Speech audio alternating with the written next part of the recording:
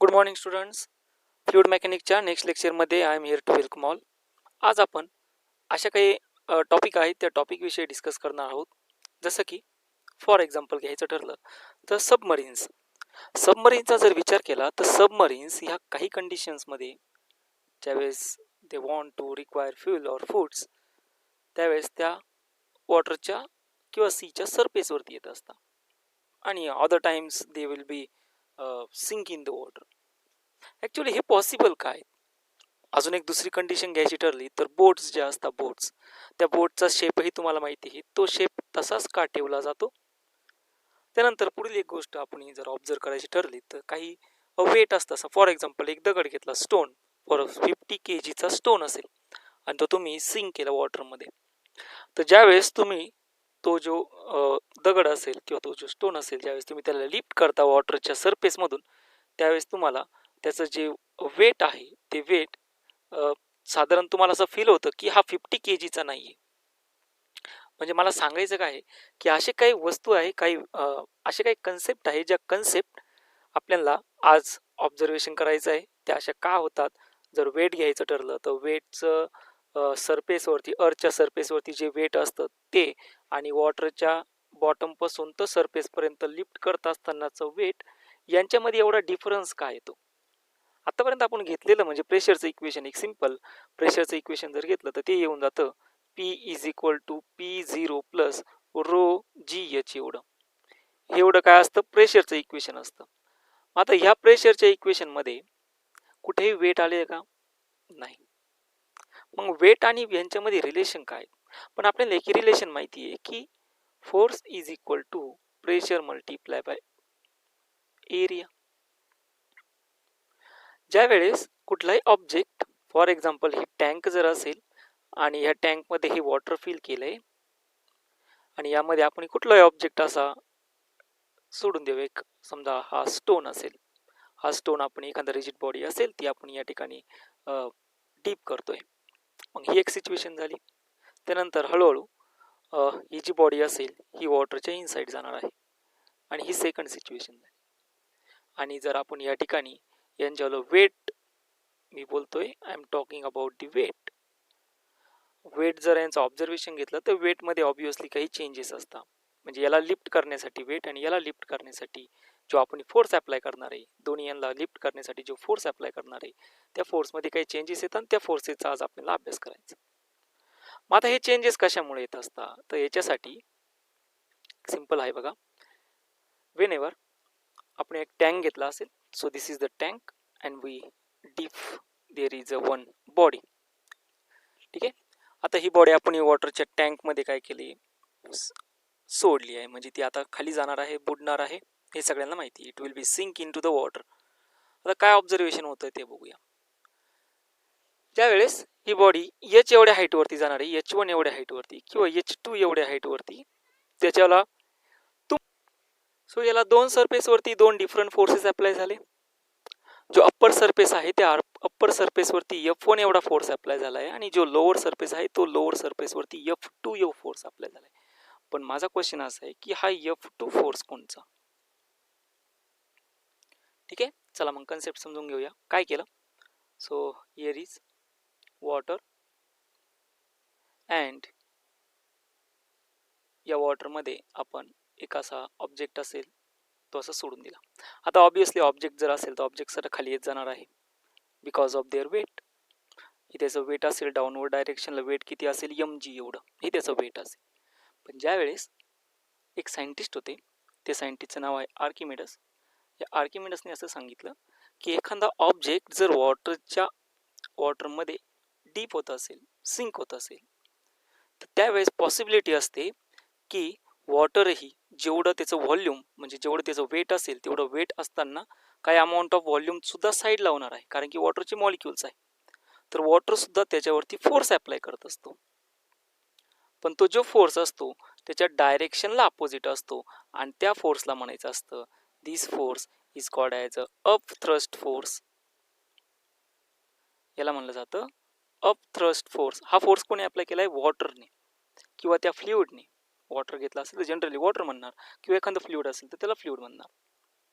आणि हा फ्लुइड त्या ऑब्जेक्टवरती फोर्स अप्लाय करत असतो.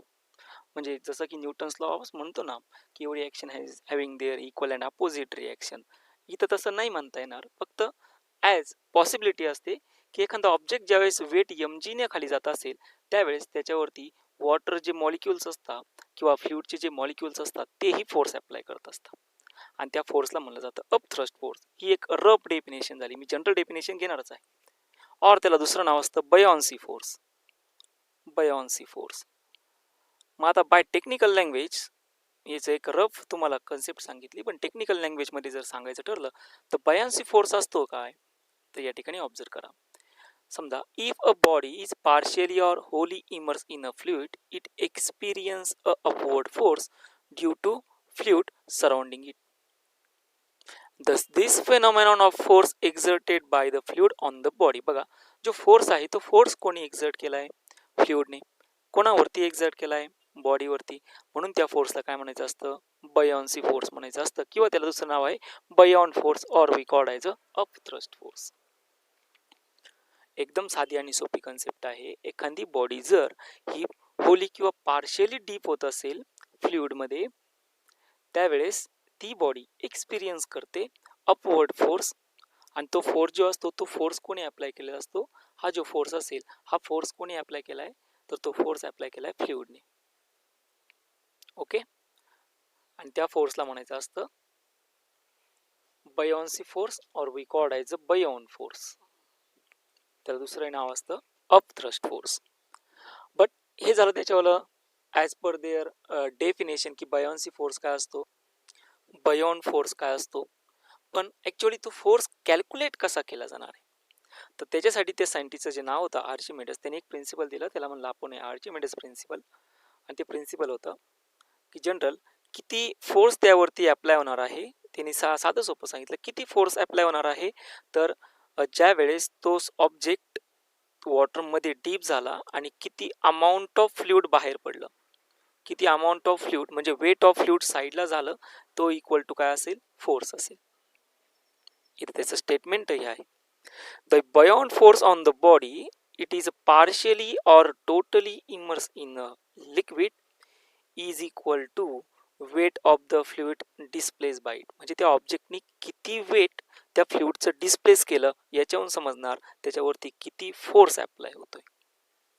आता कॅल्क्युलेट करायचं ठरलं, तुम्हाला साधी सोपी कंडिशन किंवा प्रॉब्लेम समजला असेल, किती फोर्स त्याच्यावरती अप्लाय झाला, अमाऊंट ऑफ फोर्स, किंवा ऑब्वियसली तो डाऊनवर्ड फोर्स असेल म्हणजे हा बयॉन्सी फोर्स किती अप्लाय झाला, तर हा इक्वल टू असेल weight of the fluid, weight of the fluid displace by it. म्हणजे त्याने किती अमाऊंट ऑफ वॉटर डिस्प्लेस केलं याच्यावरून समजणार त्यावरती किती फोर्स अप्लाय होणार. क्लिअर झालं? होप सगळ्यांना ही कन्सेप्ट व्यवस्थित समजली असेल. आता सिंपल याचे आपण जो फोर्स आहे तो म्हणजे प्रूफ घेऊया. प्रूफ काय काय घ्यायचं ते बघू. तसं प्रूफ सोपं आहे. म्हणजे काय केलं जाणार आहे, तर या जो ऑब्जेक्ट आपण डीप केलाय त्याच्या दोन्ही जे सरफेसेस आहे त्या सरफेसेस वरती अप्लाय होणारे फोर्सेस आपण बघूया. आता हा जो पहिला सरफेस आहे अप्पर सरफेस, यावरती फोर्स अप्लाय झालाय F1 एवढा, आणि त्याची हाईट या वॉटरच्या सरफेस पासून त्याची जी हाईट आहे ती हाईट आहे H1 एवढी. ठीक आहे. त्यानंतर याची लेंथ असेल L एवढी, त्याच्यावरली लेंथ आहे त्या ऑब्जेक्टची. आणि ऑब्विसली त्याला डाऊनवर्डला जो फोर्स अप्लाय झालाय तो म्हणजे F2, आणि तो F2 फोर्स हा बॉटम त्या ऑब्जेक्टच्या बॉटमला अप्लाय झालाय, आणि त्या सरफेस पासून त्याची म्हणजे वॉटर सरफेस पासून त्याची हाईट किती होती, H2 एवढी. सो या ठिकाणी तुम्ही सिंपल म्हणणार H2 इज इक्वल टू असणार आहे L प्लस H1. क्लिअर झालं? सोपी कन्सेप्ट आहे. यावरून तुम्ही त्या ऑब्जेक्टची लेंथ जी असेल ती लेंथ इझिली फाइंड करू शकता, H2 minus H1 whenever this object deep inside the fluid.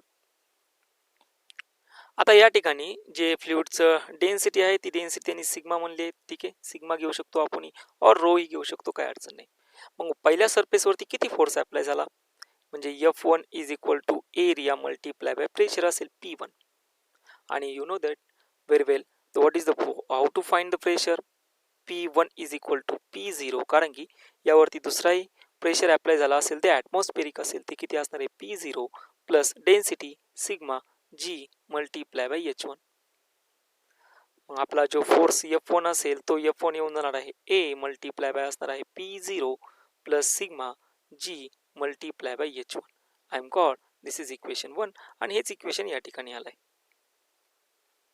आता पुढे काय होणार आहे, ती जी बॉडी ज्यावेळेस वॉटरमध्ये बॉटमला जात जाणार आहे, त्याची हाईट S2 एवढ्या हाईटवरती, त्याने सपोज S2 एवढ्या हाईटवरती त्या बॉडीने एक्सपिरियन्स केला की काही अपवर्ड फोर्स आहे आणि तो अपवर्ड फोर्स कोणता आहे, तर त्या अपवर्ड फोर्सला आपण म्हणलेला आहे F2 एवढा, हा अपवर्ड फोर्स आहे. मग आता आपलं काम काय आहे, तर तो F2 फोर्स आपल्याला कॅल्क्युलेट करणं. मग F2 कसा असेल, F2 इज इक्वल टू असणार आहे area multiply by pressure P2. Obviously again we have to find the pressure value is equal to P0 plus sigma G multiply by S2. बरोबर. आणि या ठिकाणी आपण व्हॅल्यू जर सबस्टिट्यूट केली, F2 multiply by area P0 plus sigma G multiply bye किती असेल, S2 असेल. ठीक आहे.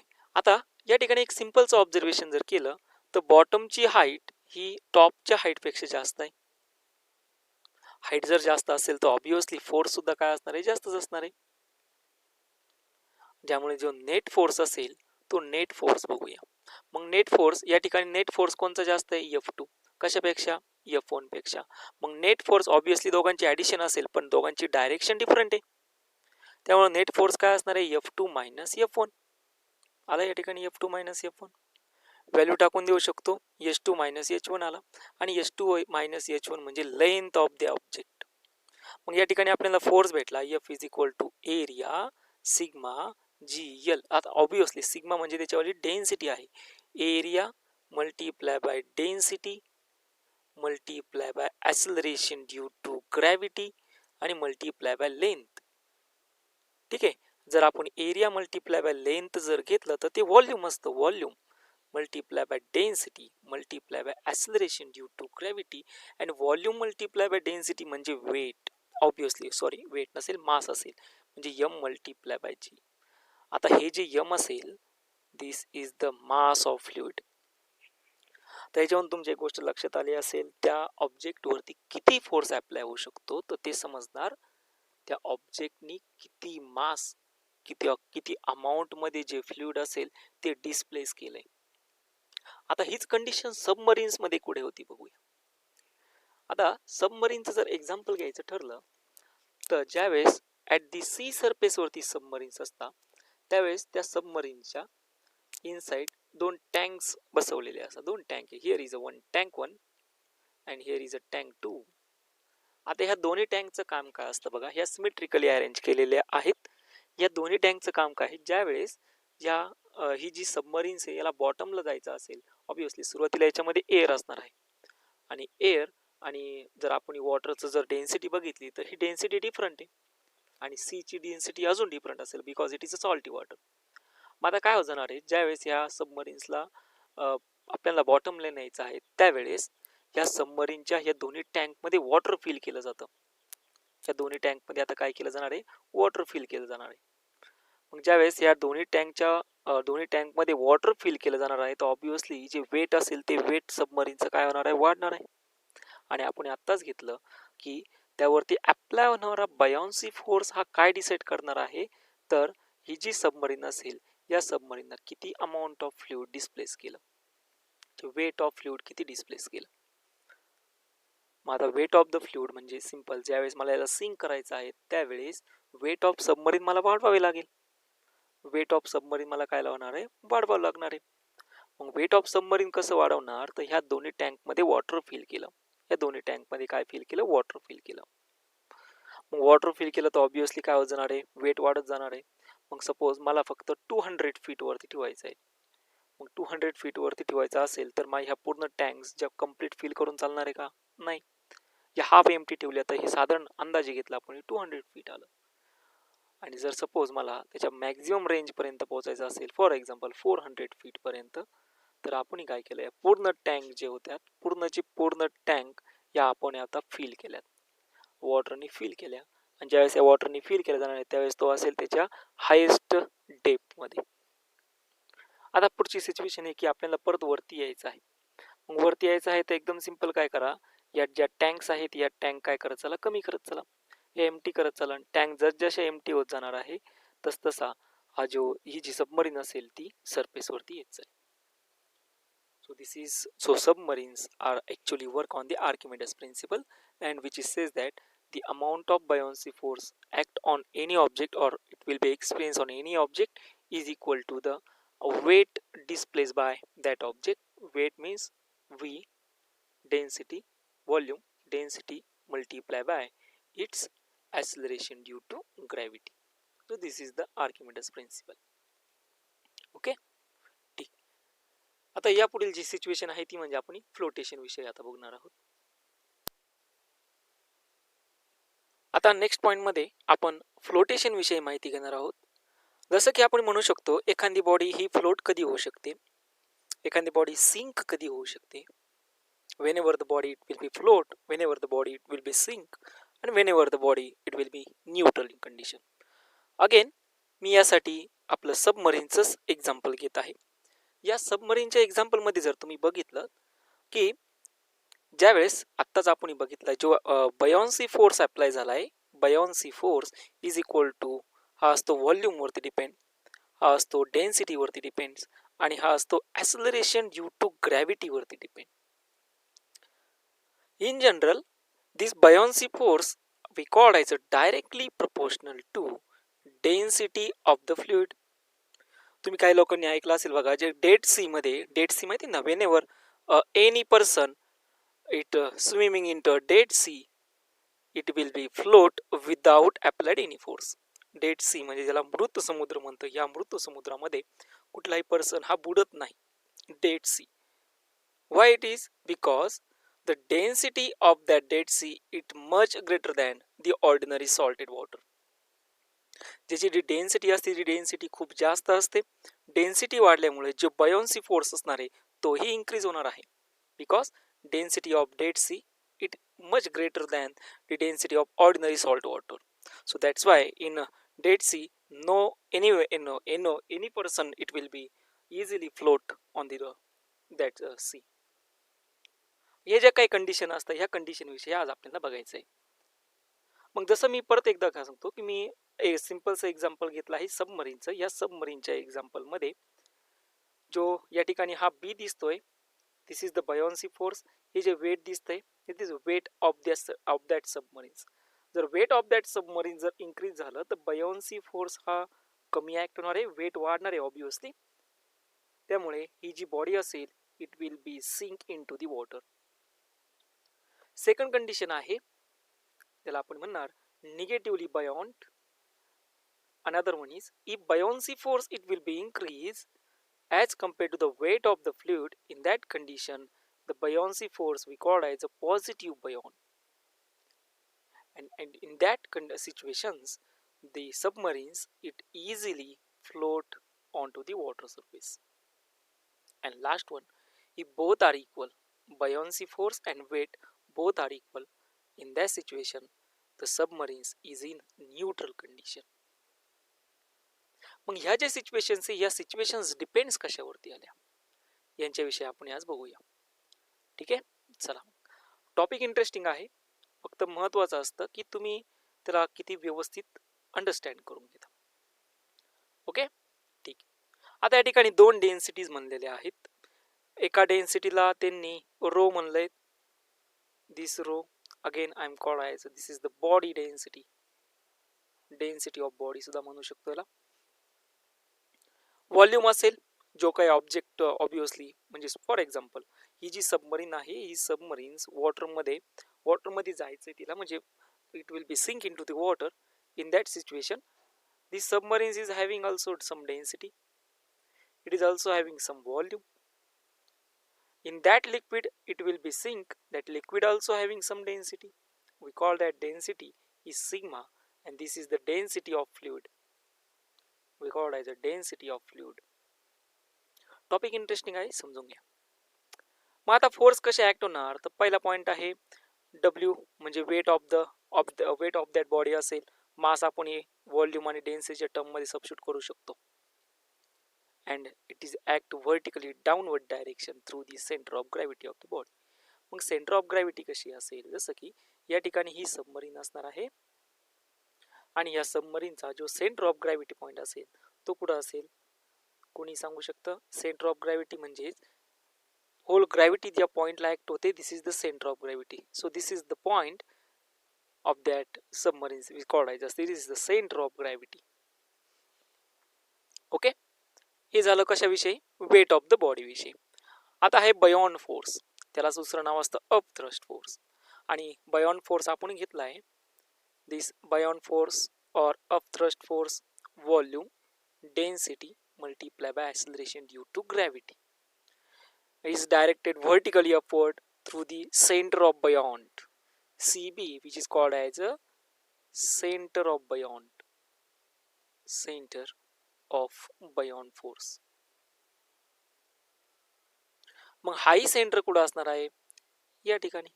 तो कुठं असेल? Upward in direction. So this is the upthrust force and this is the weight of the body. Weight.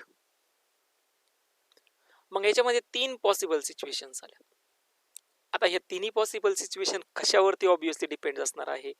तर डेन्सिटीवरती. रो म्हणजे density of the body and sigma म्हणजे density of the fluid.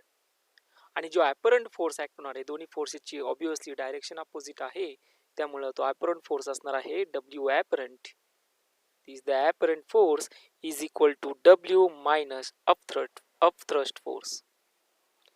This W is the apparent force or apparent weight. We call as apparent weight. ठीक आहे? Okay. मग आता situations one by one घेत चालूया की फर्स्ट केसमध्ये जर बॉडीची डेन्सिटी ही लिक्विडच्या डेन्सिटीपेक्षा जास्त असेल, body density rho it will be greater than the fluid density. मग ह्या कंडिशनमध्ये काय होणार आहे? बॉडी डेन्सिटी, आता हा फॉर्म्युला जर चेक केला तर बॉडी डेन्सिटी असेल व्हॉल्यूम रो जी, अपथ्रस्ट फोर्स असणार आहे volume sigma multiply by obviously काय असणार आहे? जी असणार आहे. आणि याला जर सिम्पली सॉल्व जर केलं तर या ठिकाणी कॉन्स्टंट निघणार आहे volume density of the body multiply by g, in ब्रॅकेटमध्ये असेल 1 मायनस सिग्मा अपॉन रो. तर या ठिकाणी तुम्ही इझिली ऑब्झर्व करू शकता this we called as a W 1 minus sigma upon rho. काय वाढलेलं आहे? तर या ठिकाणी व्यवस्थित ऑब्झर्व करा. Density of the body increase झाली. मग डेन्सिटी ऑफ द बॉडी जर इन्क्रीज होत असेल तर वेट ऑफ द बॉडी काय होत जाणार आहे? वाढत जाणार आहे. आणि वेट ऑफ द बॉडी जर वाढत गेलं तर आपण सिंपल म्हणणार the whenever the object it will be sink into the water surface or sink into the sea, simply called as a sink into the water. या ठिकाणी आलाय body will sink to the bottom of the liquid. ही झाली first situation. काय होती situation? एकदम simple. Density of the body is greater than density of fluid. Okay, ठीक.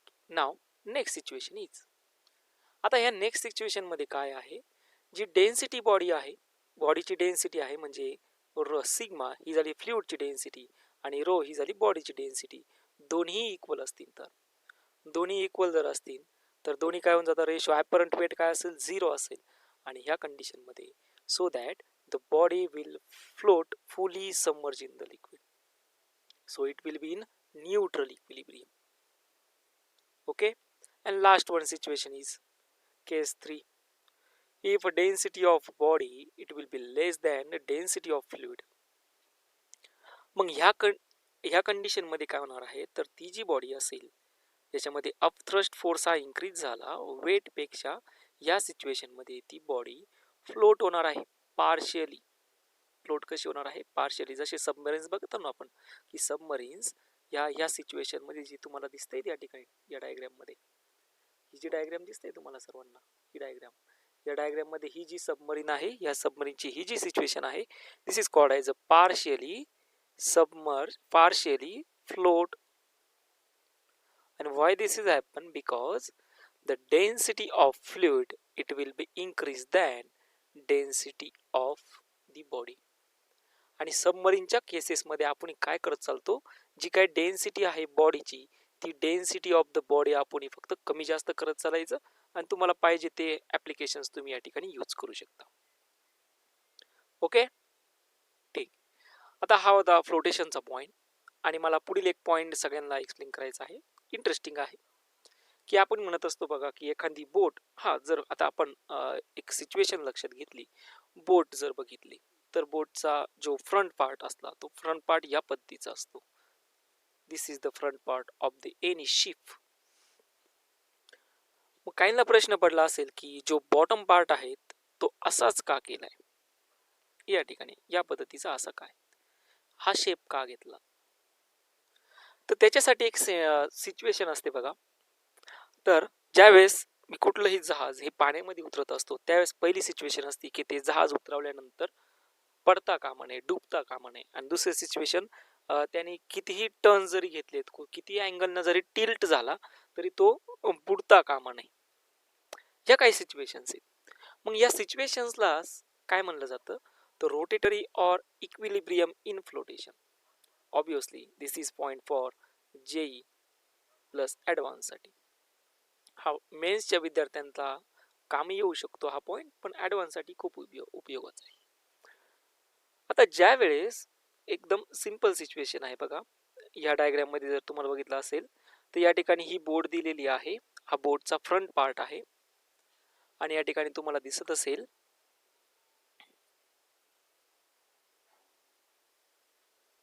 चला दिसतंय सर्वांना? Okay, very good. आता काय झालंय ते मी तुम्हाला एकदा व्यवस्थित समजून सांगू. दिस is the front part.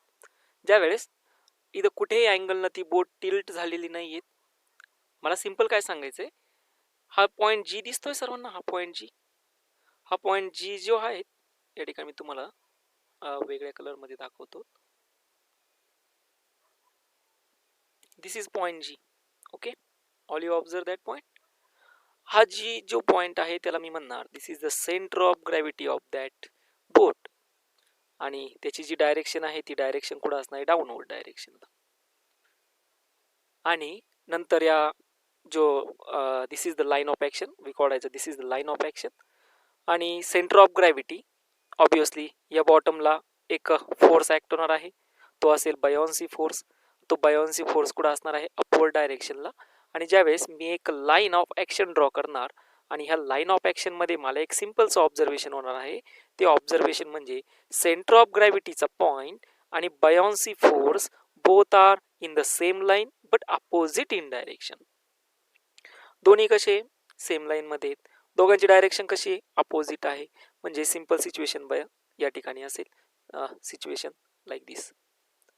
This is the centre of gravity point, this is the buoyancy force, both are in the same line of action. ही तर न्यूट्रल कंडिशन झाली. ह्या न्यूट्रल कंडिशन मध्ये विशेष असं काही नाही. But now task is here. Task काय ती सांगतो बघा. ज्यावेळेस ही बोट क्लॉकवाईज डायरेक्शन काही अँगल रोटेट झालेली असेल, टिल्ट झालेली असेल, वी सिम्पली कॉडायचं टिल्ट, तर ह्या सिच्युएशन मध्ये काय होऊन जातं, तर बायॉन्सी फोर्स हा ऍक्ट होणार आहे.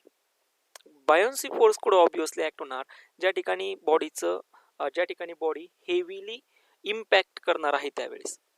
मग आता बॉडी ज्यावेळेस टिल्ट झाली क्लॉकवाईज डायरेक्शनला त्यावेळेस बॉडीचा एवढा सेक्शन्स मॅक्झिमम फ्लुइड मध्ये होता, एवढा सेक्शन मॅक्झिमम फ्लुइड मध्ये होता. मग ऑब्विसली बायॉन्सी फोर्स कुठे ऍक्ट होणार आहे, मॅक्झिमम फ्लुइड असलेल्या मॅक्झिमम वेट असलेल्या पार्ट वरती. म्हणजे बायॉन्सी फोर्स आता शिफ्ट झाला, पहिल्यांदा या ठिकाणी होता, आता बायॉन्सी फोर्स या ठिकाणी शिफ्ट झालाय, त्याला आपण म्हणलेलं आहे बी प्राइम. समजतंय सर्वांना? सिंपल आहे की बॉडी टिल्ट झाली क्लॉकवाईज डायरेक्शनला, हेवी पार्ट वॉटर मध्ये डीप झाला, लिक्विड मध्ये डीप झाला, त्यावेळेस हेवी पार्ट वरती बायॉन्सी फोर्स ऍक्ट झाला.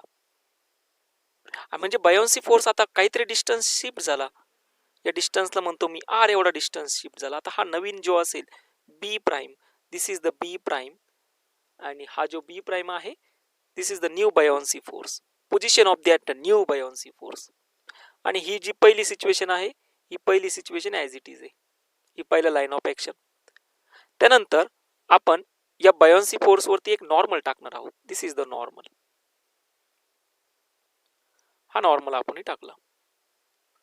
आणि ज्या वेळेस हा नॉर्मल टाकत असतो, हा नॉर्मल जी आपली लाईन ऑफ ॲक्शन असते त्या लाईन ऑफ ॲक्शनवरती एका पॉईंटला इंटरसेक्ट झालाय, या पॉईंटला इंटरसेक्ट झाला, and this point is called as a meta center. याला काय म्हणायचं आहे, मेटा सेंटर. आता ह्या मेटा सेंटर वरती तुमच्या सिच्युएशन्स डिपेंड आहे. This is the metacentre. Problem समजला सर्वांना? मेटा सेंटर म्हणजे काय बघा, या ठिकाणी मी तुम्हाला दाखवतो, या डायग्राम मध्ये तुम्हाला क्लिअर होऊन जाणार आहे की बॉडी ही क्लॉकवाईज डायरेक्शनला रोटेट झाली, त्यानंतर बायोन्सी फोर्स हा शिफ्ट झाला. So this is the water. ठीक आहे.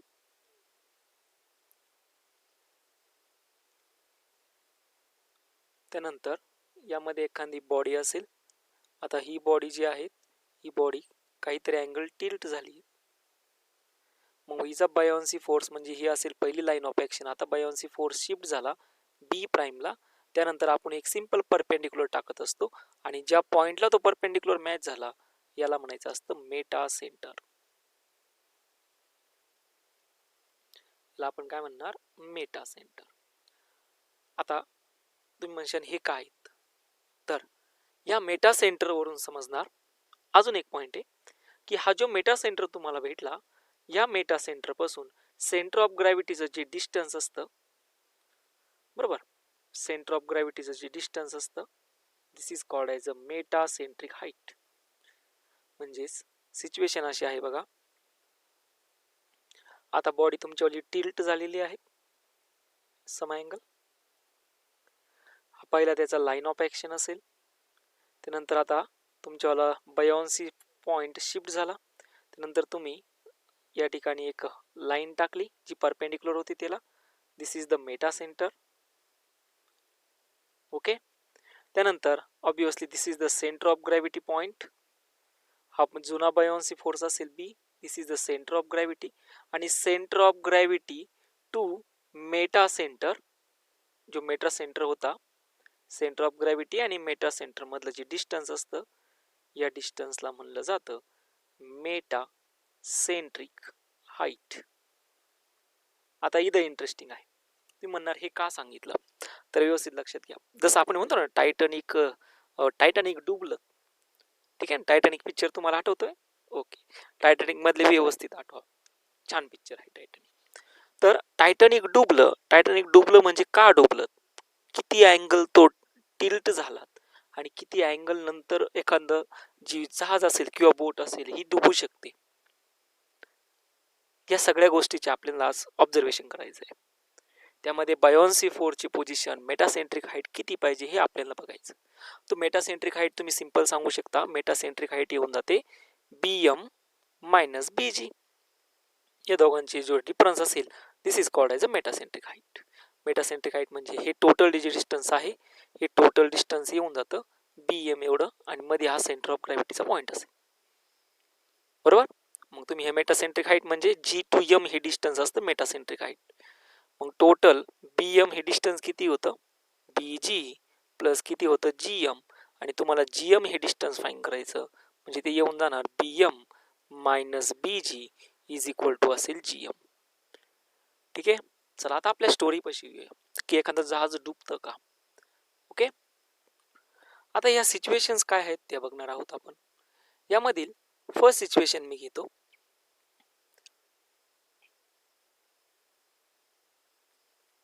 आणि ती फर्स्ट सिच्युएशन म्हणजे स्टेबल इक्विलिब्रियम.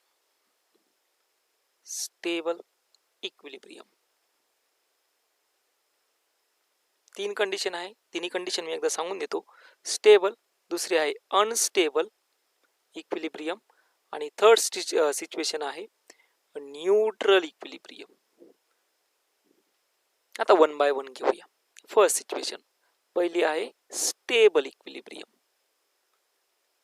हे बघा रे, आपलं काम काय आहे, एकदम सोपं. आपलं काम काय, ही जी बोट ज्यावेळेस टिल्ट झाली त्यावेळेस बोट टिल्ट झाल्यानंतर मॅक्झिमम वेट ज्या ठिकाणी होतं त्या ठिकाणी बायोन्सी फोर्स ॲक्ट झाला, आणि हा बायोन्सी फोर्स काय करणार आहे, याला रिस्टोर करायचं काम करेल, म्हणजे हा रोटेट करायचं काम करेल. आणि ज्यावेळेस कुठलाही रोटेटिंग फोर्स होतो त्याला आपण कपल म्हणतो.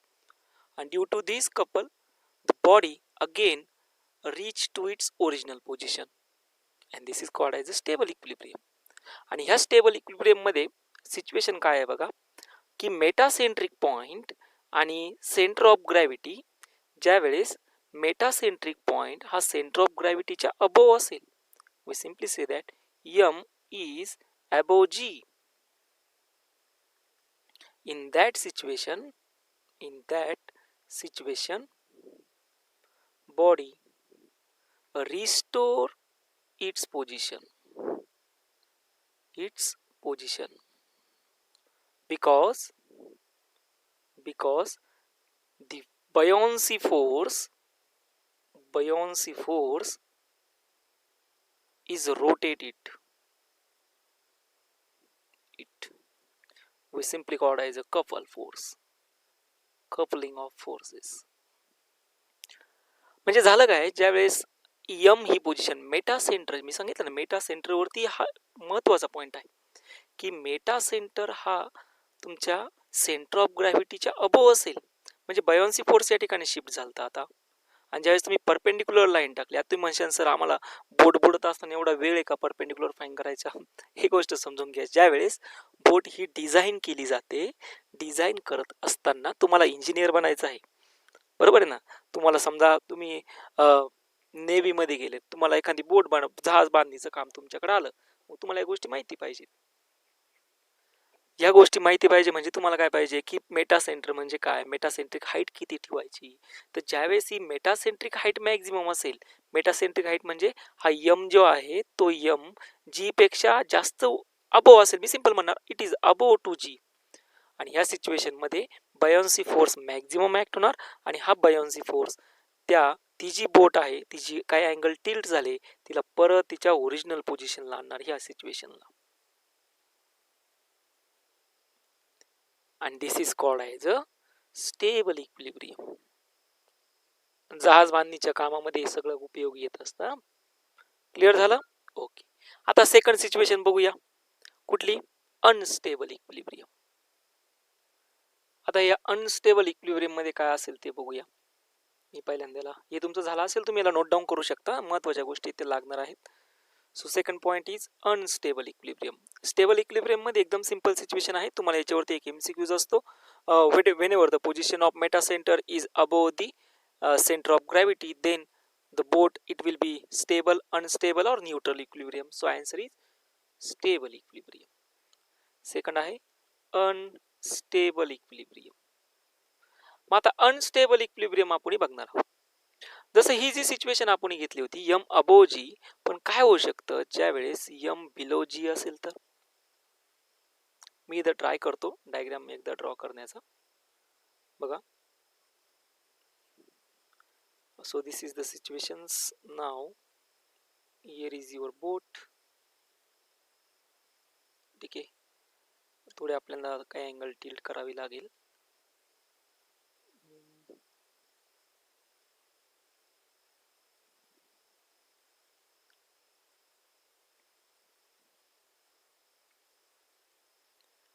प्रॉब्लेम इझी आहे, फक्त तुम्हाला थोडंसं समजून घेण्याची गरज आहे. Okay, here is now it's perfect. ठीक आहे, this is their actual line of action. This is the position of buoyancy force and this is the centre of gravity. ठीक आहे, आता ह्या सिच्युएशन मध्ये काय होणार आहे, तुमचा बयॉन्सी फोर्स जो नवीन ऍक्ट होणार आहे तो बिलो असेल, आणि this is the position of centre of gravity असणार आहे. थोडं मी अजून क्लिअर करून देतो, इथे घेतो. Okay, buoyancy force, centre of gravity, आणि नवीन बयॉन्सी फोर्स या ठिकाणी शिफ्ट झाला बी प्राईम, आणि तुम्ही याच्यावरती ऑब्विसली काय करणार आहात, एक परपेंडिक्युलर टाकणार आहात. तर आता काय झालं, हा पॉइंट जी आहे आणि हा पॉइंट यम आहे.